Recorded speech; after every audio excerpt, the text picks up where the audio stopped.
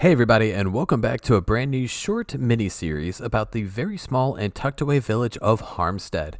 This series will only be a few episodes long, so get ready for the intro and let's move straight on into the time-lapse.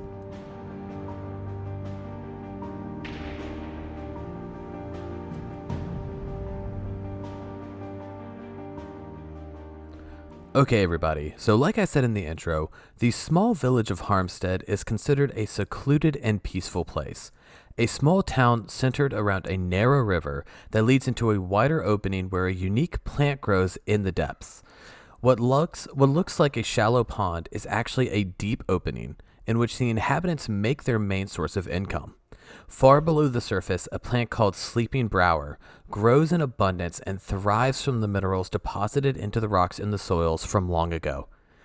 This plant is exceptionally rare, and Harmstead is one of the few locations on the continent of Yurn that is able to produce and trade this unique property. In most larger cities, the plant is used for medicinal purposes and cures many ailments that would typically result in severe illnesses or even death. Because of this, there is a great wealth that flows through Harmstead. However, that wealth hardly reaches the inhabitants. A deal made generations ago has ensured that the people of Harmstead be tied to the land and that great riches never be within their grasp. These people, as hardworking as they can be, are always within that grasp to be prosperous, yet that dream is ripped away from their hands by powers greater than most fathom. For now, they continue to remain isolated in their narrow valley, living with the sounds of gentle waves from their narrow river, never daring to leave the lands in which they have remained for generations. And it is in Harmstead that these people will forever remain. So everybody, there's just a little bit of a history lesson on Harmstead. There's going to be plenty more lore and history to come in the following episodes. I'm thinking this is probably only going to be a 3, maybe 4-part series, probably 3 more than likely, but there's definitely going to be some twists and some things added in there that I think you're really going to enjoy coming up. So definitely stay tuned for some more episodes while I also work on other projects. There's a lot going on. I'm just trying to get it all done in a good amount of time. So anyways, I will put on some music for you guys to listen to, and we'll meet back for the walkthrough.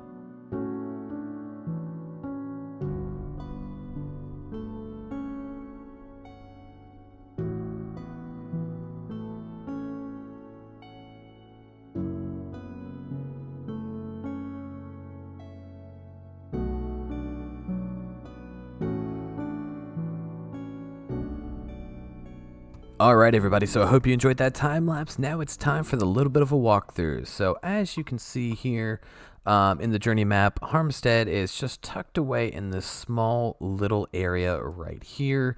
We have Witherfoot Keep, we have Mornstell, and most recently the Wizard building over here.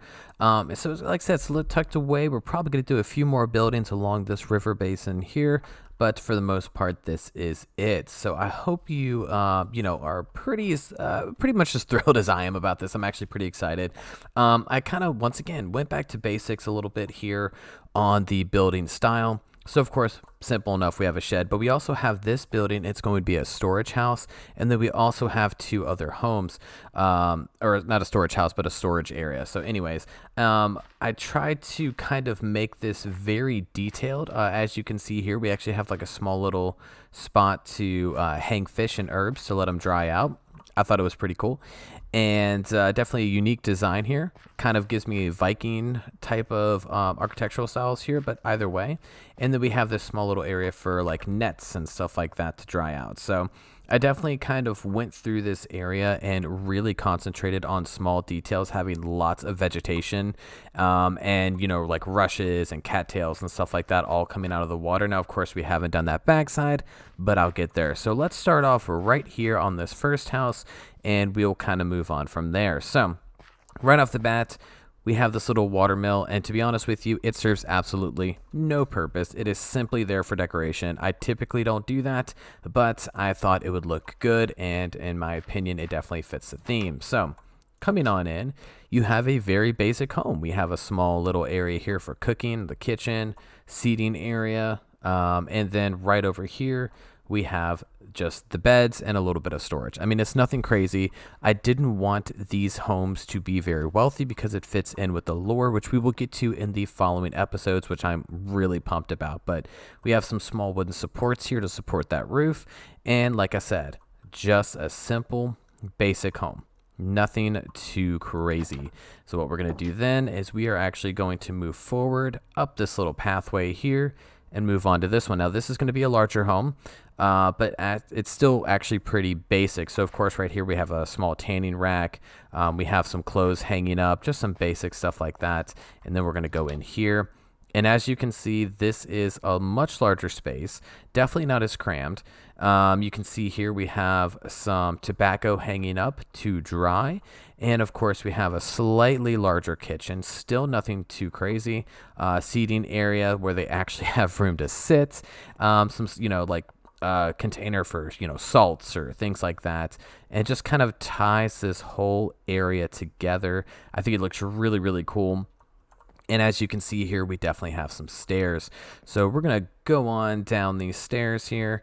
And since there are no beds or anything upstairs, this is a cellar/bedroom for the family. So you can see here we definitely have some storage area. We have, some herbs and stuff hanging up once again, books, and then two beds here, kind of like a little Harry Potter bed, kind of tucked away underneath the stairs.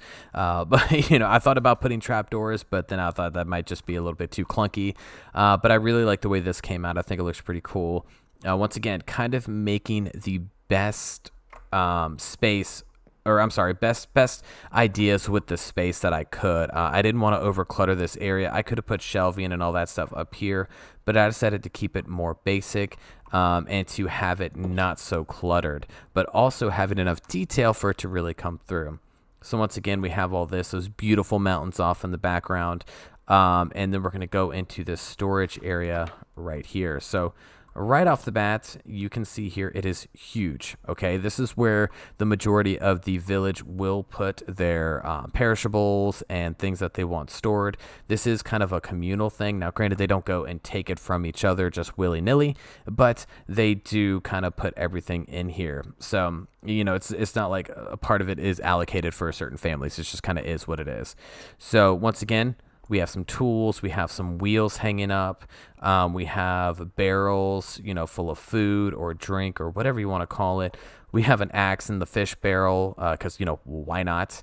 And then once again, just some extra storage space here that I think really ties together. And I probably didn't need these two lights in here, but I wanted to do them just to make sure that it was more than well lit for this video. And at night, if you came in, that it would be well lit as well. And you could see the light coming out from the windows.